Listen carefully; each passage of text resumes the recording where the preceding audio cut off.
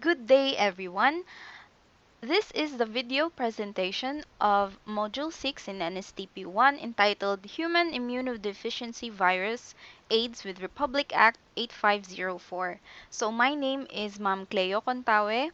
I am from the College of Teacher Education. So let us begin. The introduction for the module is it is all about HIV/AIDS with Republic Act 8504, which covers the importance of health education in HIV or AIDS. It focuses on education and prevention of HIV or AIDS, the signs and symptoms of HIV or AIDS, the Republic Act 8504, testing, screening, counseling, and human rights of HIV or AIDS in person. So the objectives of this module is that by the end of this module, you'll be able to discuss the importance of education and prevention of HIV or AIDS. You may know the signs and symptoms of HIV or AIDS. It will also give you the prevention and treatment of HIV or AIDS. You may know the Republic Act 8504 and present the testing and screening, counseling, and human rights of HIV or AIDS in person.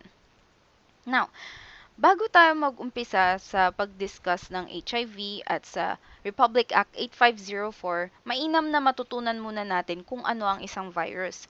Virus, especially right now sa pandemic natin, we are haunted by the SARS-CoV-2 or COVID-19. So, una sa lahat, ang virus, they are acellular. So, kapag gumamit tayo ng prefix na A, that means no, not, none. So, hindi siya cell. Hindi siya kagaya ng mga bumubuo sa katawan natin, balat natin, buhok natin na cell. Okay? Next, they reproduce at a fantastic rate, but only in living host cells. So, ang mga virus, hindi sila buhay. Pero, may mga nagsasabi naman na buhay daw siya. Pero, dumadami lamang siya kapag may kinabitan siya o may bilangan siya na host cell. Kapag nakapasok siya o nadikit siya sa isang host cell, doon siya nagkakaroon ng pagkakataon na magpadami. Next, they can only infect a certain type of cell. Ngayon, ang pinagkaiba nila ng bacteria at saka, ang pinagkaiba ng bacteria at ng cell, ang bacteria kasi, hindi sila choosy. Kapag may gusto silang i-infect at napasok sila, let's say, sa balat mo, mangangati ka bigla, bacteria yun. Kasi ang bacteria talaga, kapag napasok sila sa kahit na anong klaseng host, they just manifest and reproduce. Nagpapadami na sila kagad. Whereas, ang mga virus, namimili sila kung saan sila kakabit. Meron silang specific type of cell na hinahanap para makapag-reproduce sila. Next, they can mutate. So, mutation happens when they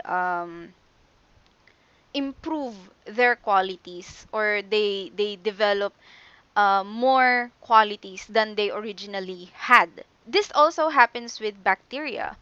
But the thing is, it is harder for us to treat viruses kasi mas parang otherworldly sila, parang alien kumbaga. Ayan. And the next one is the vast majority of viruses possess either DNA or RNA but not both. So, kaya dinidebate ng mga scientists ngayon kung buhay ba ang mga virus o hindi ay dahil sa pagkakaroon nila ng DNA or RNA. So, tayong mga tao, meron din tayong DNA. Kaya, nagiging pampalito, kumbaga, para sa mga scientist kung paano i-identify ang isang virus. Yan. So, let's move on. How does the human immunodeficiency virus affect the body? Ngayon, nag-uumpisa ang war in the immune system by, of course, getting infected by the HIV. Ang nangyayari, kapag si HIV nakapasok sa katawan natin, hahanapin niya si helper T cell. Ngayon, ano po ba ma'am si helper T cell? Si helper T cell, isa siyang klase ng white blood cell. Ngayon, kung naaalala ninyo sa biology ninyo noong elementary high school, ang white blood cell, yun yung mga lumalaban sa infection sa katawan natin. Kunwari, may sugat tayo, may sipon tayo. Sila yung tumutulong sa katawan natin para labanan yung infection at gumaling tayo. Ngayon, si helper T cell, siya ang main line of defense natin. Para siyang commander.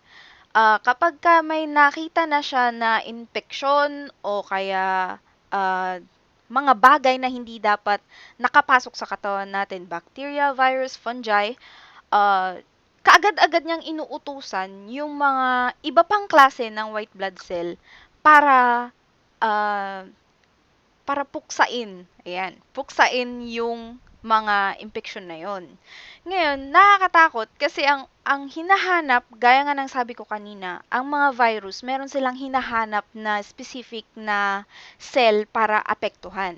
Ang nakakatakot kay HIV, ang pinaka inaapektuhan niya ay yung pinaka main line of defense natin sa katawan natin, at yun si helper T cell.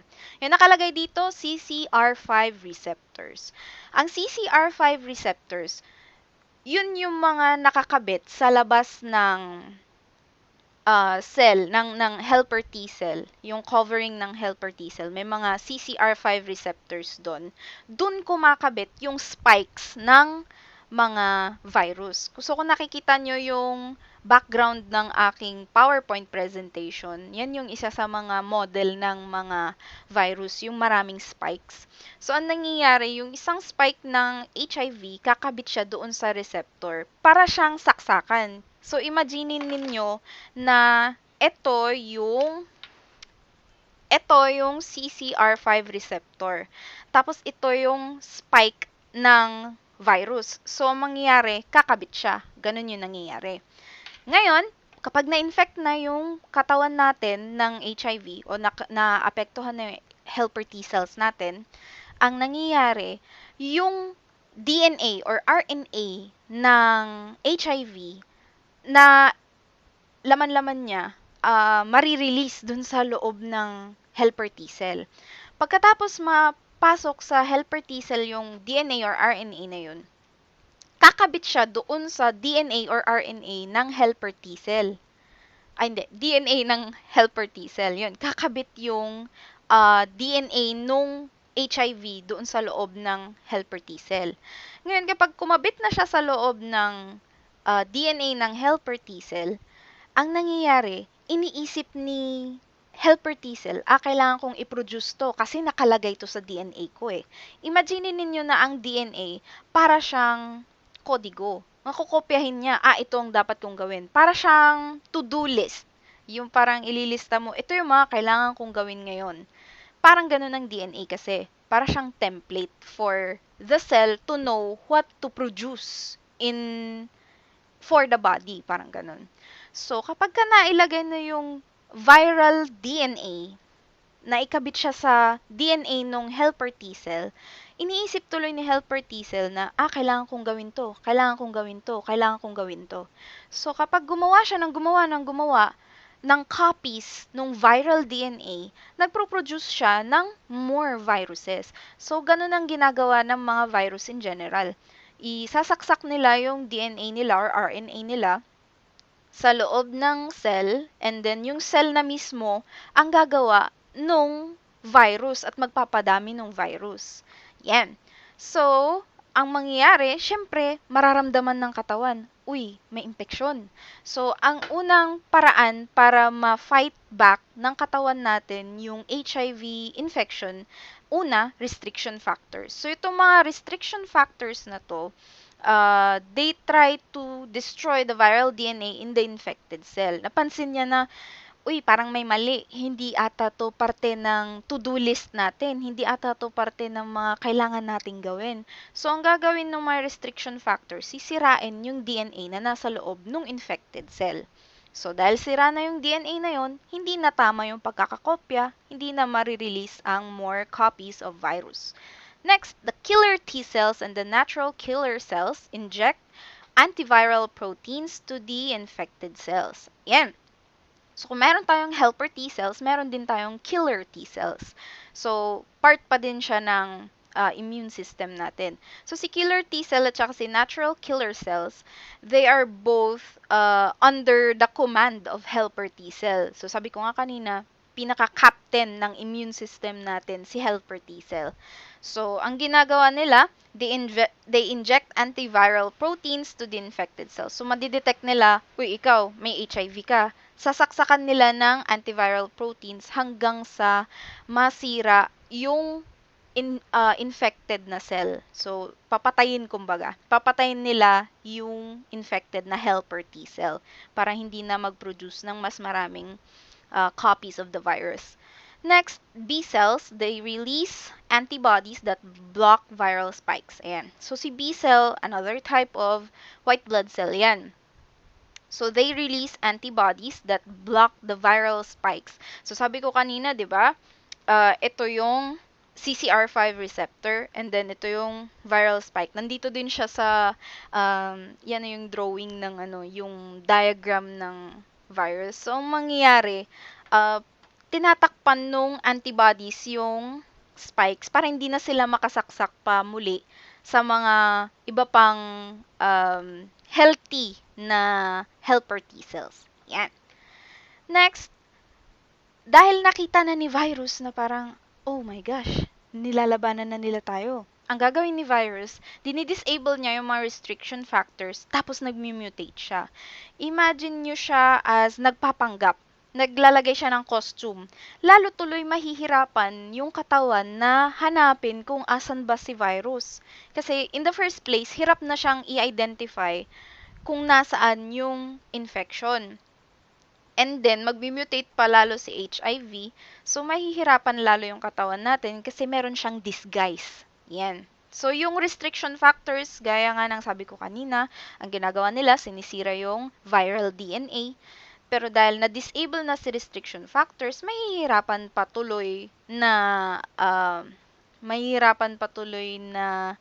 sirain nung mga restriction factors yung pagdami o pag-prevent dun sa pagdami ng mga viral copies sa katawan.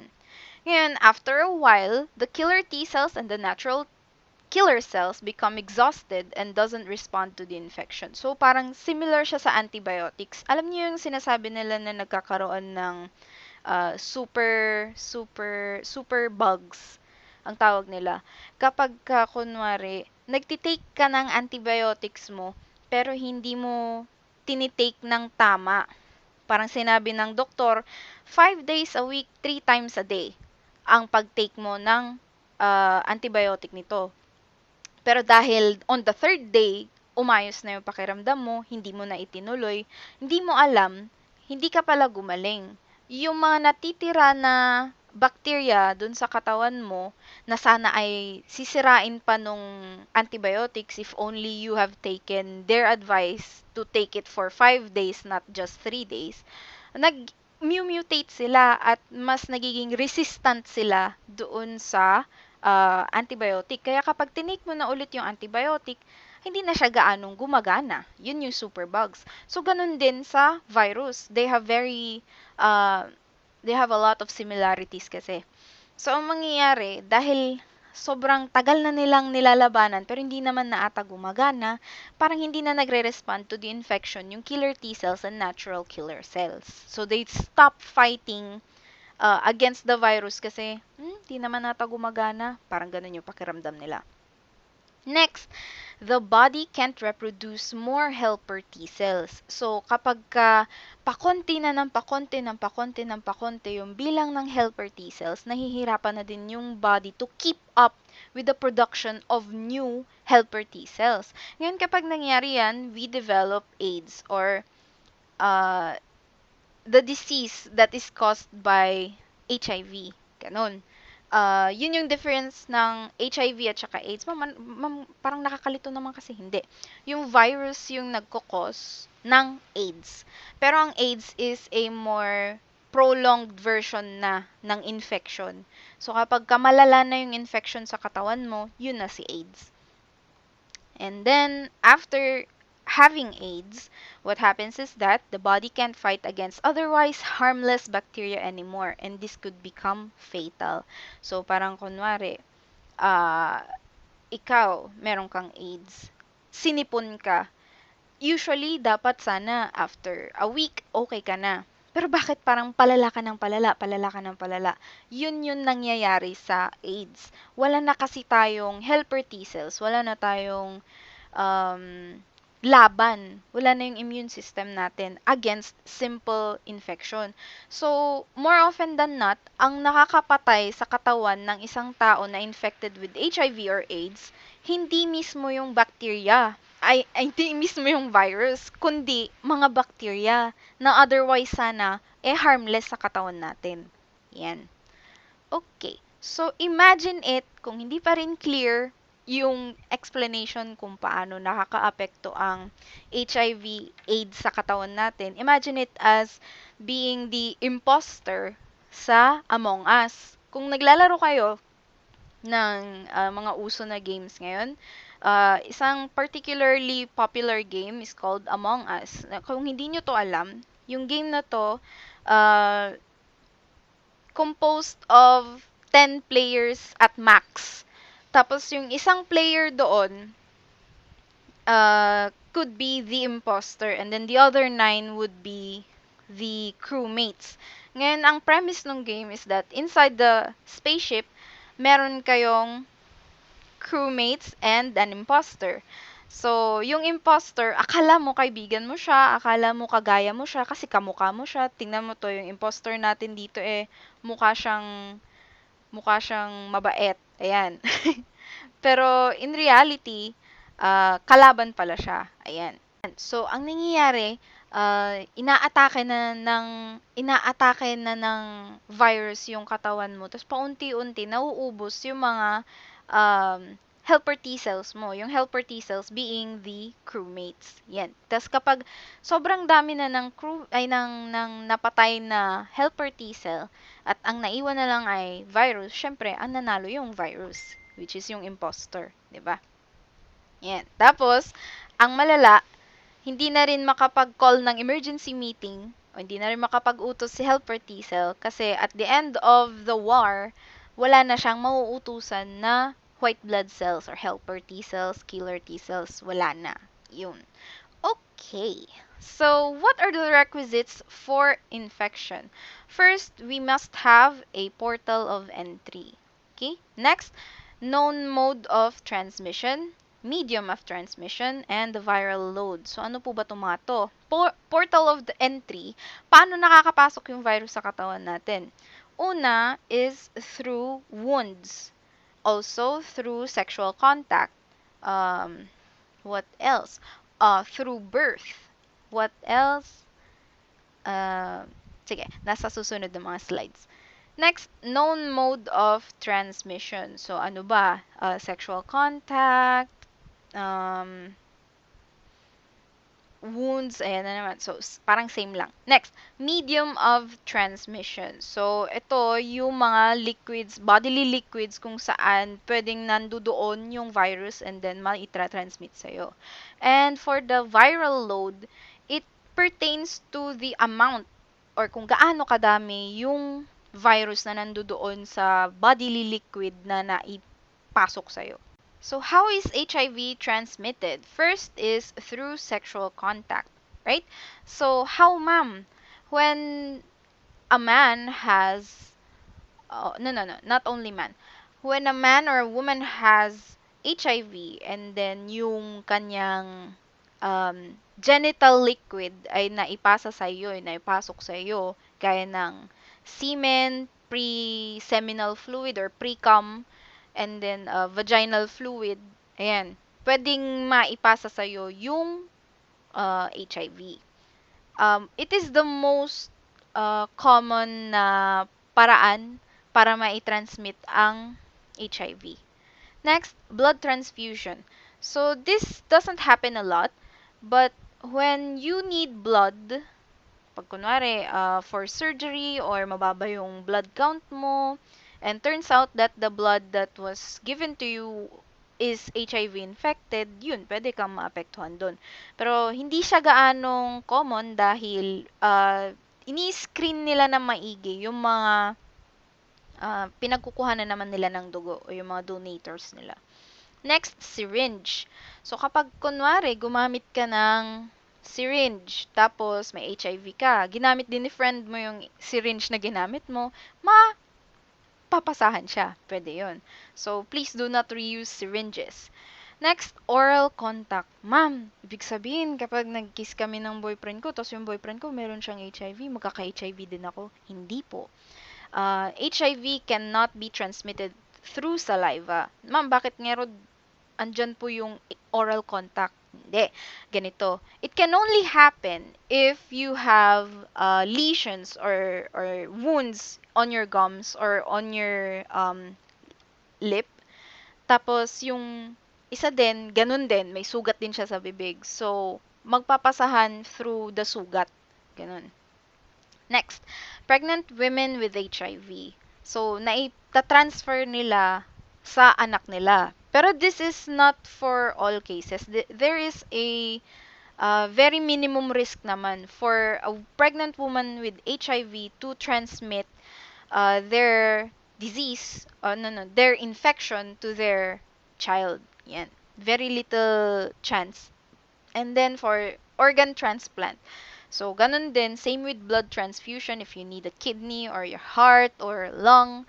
Tapos yung binigay sa'yo, may HIV. So, maliit naman yung possibility na mangyari sa'yo to dahil ini-screen nila ng maigi yung mga donators nila. Next, these are the body fluids that may cause an infection. So, nangunguna, blood, kasi direct to the bloodstream. Pinaka-dangerous.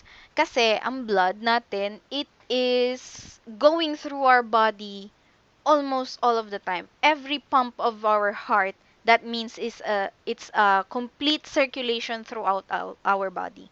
So, kapag nakapasok na siya, kunwari sa lip natin, dun sa oral contact, through oral contact, nagpump lang ng minsan yung blood mo, nasa buong katawan mo na siya. Nakapamasyal na siya. So, yun yung pinaka-dangerous na mode of transmission talaga. Next, semen. It is the most common kasi a lot of people, they do not know how to control themselves or they do not know how to practice safe sex. Okay? Next, vaginal secretion. Same through as semen. Then, breast milk. That could happen also with children kasi through breast milk din sometimes there is blood. So, yun nga, blood. Next, urine. And then, perspiration. So, let's go to the next one.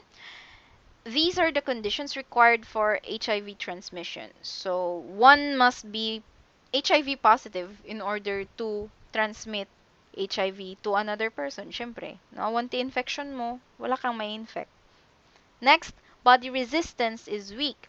Kung mahina ang pangangatawan mo, tapos you came in contact with someone with HIV, of course, there is a high chance for you to contract the infection. Next, use of infected needles. So, yun nga yung kanina. Transfusion of contaminated blood. And open lesions on the mouth or anus. Yan. So, the signs of symptoms of being infected with HIV, first is loss of appetite, loss of weight, body malaise, prone to illness, forgetfulness, and coma. So, these signs and symptoms actually show themselves kapag ka yung infection mo ay lumala na.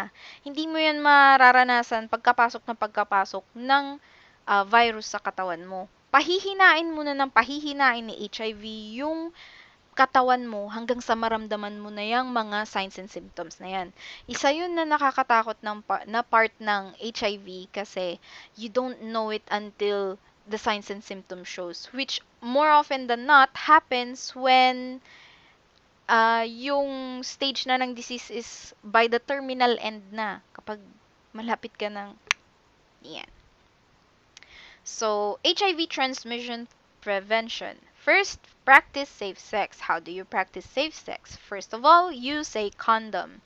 Next, know if your partner has the infection. It is actually illegal in some countries for them not to tell you kung may HIV sila or may STD sila of any sort. Kapag nakipag-sex yung isang tao sa'yo, tapos meron pala silang, turns out they have an infection, tapos hindi nila pinaalam sa'yo, that is illegal in other countries. I don't know if it is here. I don't think so. And then next, no sharing of needles. This is very unsanitary. So please prevent, uh, no, no, no. Do not do this. Wag prevent. Do not do this.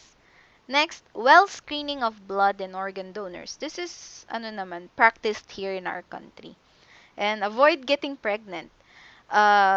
Ito na papasok dito yung sa women who they know na meron silang infection. So, if you want your child maybe not to get the infection as well, then just avoid getting pregnant. Okay, next, health education, proper information, dissemination. So, mainam na talagang matutunan natin yung mga ins and outs of this disease. Hindi pwede na naniniwala lang tayo sa kuro-kuro. Siguro some of you would even believe before this lecture na pag nag-kiss kayo with a person na may HIV, mapapasahan ka na. Mapapasa sa laway. That is not true. Also, yung isa pang parang rumor na pinagkakalat ng mga tao na nanggagaling lang daw sa mga bakla, nanggagaling lang daw sa mga lalaki. That is not true. It can also be from women. Okay? Para kasi yung bingo. May mga tao kasi na mahilig na makipag-coitus, have sexual intercourse with a lot of people. So kapag ginawa mo yun, without using proper protection on top of that, parang bingo yan. More chances of winning. Parang matatantusan mo lahat ng bilang doon sa card. Mananalo ka, ma-infect ka. O, di ba? So next, let's go to the social factors that affect HIV cases. Ayan. So first is the economic status. So those who are in the lower tiers of the economic status, sila yung more susceptible kasi wala silang sex education. Also, sila din kasi yung mga madalas, hindi lagi, madalas na nalululong sa drugs. And there are drugs that use needles. So, dito pumapasok yung mode of transmission na reusing of needles.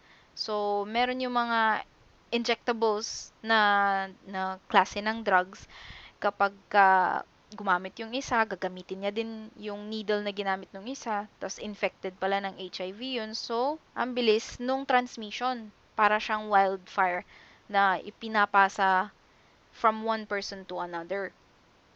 Yan. So, sa sex education din, aminin man natin o hindi, sila yung mahilig magpadami. Sila yung walang control, kumbaga. Kasi most of the time, wala silang ginagawa. Pero hindi naman din yun yung only reason. Pero, yun nga. Next, peer pressure. So, peer pressure, it pertains to your circle of people around you. Yung relationships, yung people of valuable relationship around you. Tapos sinasabi nung isang kaibigan mo, kunwari, na you think highly of that person. Tapos sabi ng kaibigan mo, oh, try mo, mag-club ka. Tapos yung mga babae, iuwi mo, bla bla bla. Tapos gagayain mo naman dahil sinabi nung kaibigan mo na importante sa'yo. So, nangyayari yun. Nagkakaroon ng peer pressure into going on a sexual spree. Ayan. Next, personal satisfaction. Ayan, pumapasok din dyan yun. Yung parang, dahil marami kang na-conquer na mga babae, o, di ba? Tuwang-tuwa ka sa sarili mo. Hindi mo pala alam, ding ding ding ding, bingo, adagayam ti HIV mo. Next, libidinal. Libidinal connected to personal satisfaction din. And then, religion. So, kapag yung some areas, they are not, paano ba? Kasi pag sa religion, di ba, there are a lot of taboos or mga bagay na hindi tinatanggap sa religion like sex. Sex is normal. It is really something not to be ashamed of. But it is not something that you should be doing like willy-nilly. Wala kang reservations na. No. Um, dahil dito, nawawalan ng pagkakataon yung mga tao na matuto ng tamang pamamaraan to practice safe sex. Gaya dito sa bansa natin, pansinin nyo, wala tayo masyadong sex education sa educational system natin. And because of that, people do not know, or people are afraid, even sometimes ashamed to practice safe sex. Bumili nga lang ng condom, para kang bumibili ng drugs. Ganun yung nangyayari. Tapos there was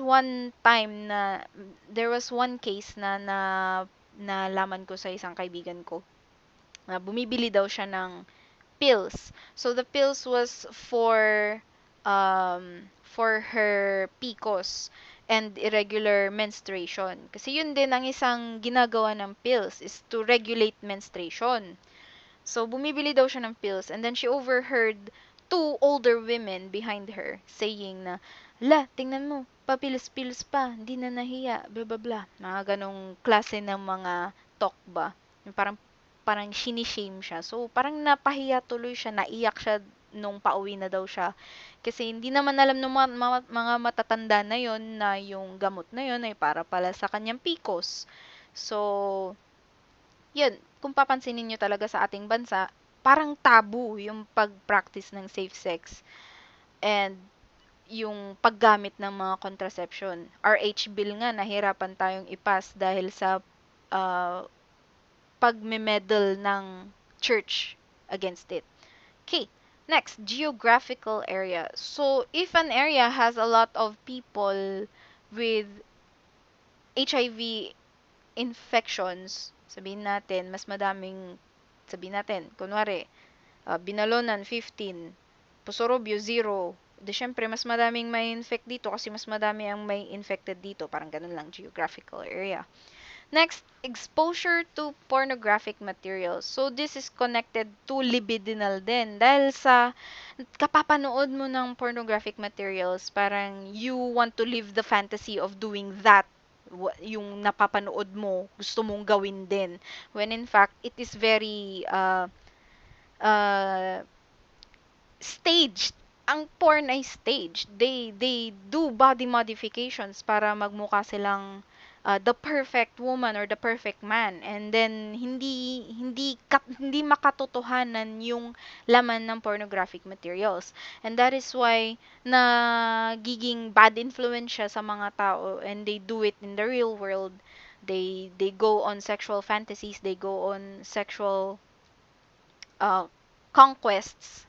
Parang, ilang babae ang ko ngayong week na to. Ilang lalaki ang matatry ko ngayong week na to. Tapos ilistada nga Next, lack of sex education. So yun, lack of sex education really affects a lot of people. Hindi lang sa lower economic status, hanggang sa pinakamatataas na economic statuses talaga. Next, so let us now move on to the Republic Act number 8504. It is also known as the Philippine AIDS Prevention and Control Act of 1998. It is an act promulgating policies and prescribing measures for the prevention and control of HIV or AIDS in the Philippines. It's instituting a nationwide HIV or AIDS information and educational program, establishing a comprehensive HIV or AIDS monitoring system, strengthening the Philippines National AIDS Council, and for other purposes. It was approved in February 13, 1998. So let's go to Article 1. The government must promote education and information campaigns. So this focuses on how the information about AIDS is going to be delivered throughout the country. Yan. So from the first bullet to the second to the last bullet, it is all about the information dissemination of HIV or AIDS. Ngayon, kung titingnan natin yung pinakahuling bullet, it says, it is against the law to give false or intentionally misleading information on HIV or AIDS.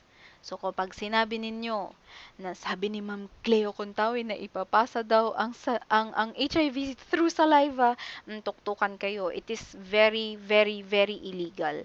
Now let's move on to article number 2. The government will develop and promote safe medical practices. So here comes the question about blood and organs being donated tapos hindi pala safe. Hindi po mangyayari yon dahil sa article 2. It says here, are all blood, organs, and tissues for donation will be tested. If any tests positive, they will be disposed of safely and not be used. The DOH will provide guidelines on safe surgery and medical procedures. Willfully or negligently dangerous practices will be against the law. So, next.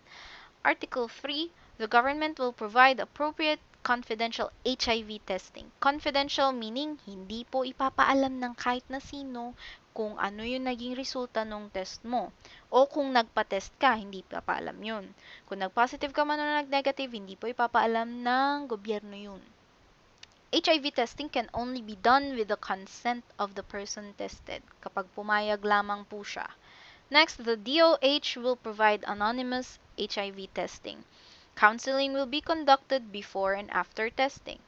And then the DOH will make adequate and affordable HIV testing available in all of the Philippines. So I've known some establishments in Baguio City which does that. Meron yung gay bar doon. They provide free HIV testing. Yan. Next, Article 4, the government will ensure adequate health and support services for people with HIV. Hindi tayo papabayaan ng gobyerno kung sakaling tayo ay maapektuhan ng HIV. Hospitals will provide adequate care for a person with HIV. LGUs must provide community-based prevention and care efforts, of course. Kapag nalaman na, syempre, with the consent din ng person na there is a person infected, of course, they will take note of that and do precautionary measures. Next, livelihood efforts will be made available for people with HIV. Yun kasi isang problema. When people know or when a person lets their employer know na they are HIV positive, sometimes they fire them o kaya naman hindi na nila tatanggapin sa mga uh, job interviews, lalo na kapag pinaalam nila. So, a lot of people talaga dito sa Pilipinas, hindi nila pinapaalam yung status nila. Yan. Next. The DOH is to do STD prevention and control efforts para hindi na lalong maikalat yung sakit. And then the DOH is to make sure that health insurance is available to people with HIV. Next, Article 5. The government will monitor HIV or AIDS. This is in general. So the government will establish an AIDS Watch Council. Reporting procedures will be developed to track HIV rates while respecting clients' confidentiality. Contact tracing is permitted provided that confidentiality is not breached. As long as hindi naman ipapaalam kung sino yung mga apektado, sino yung mga infected. Same with COVID din, di ba? Hindi nila ini-announce kung ano mismo yung yung exact name nung person who is infected. Yan. Next, confidentiality will be protected on HIV status.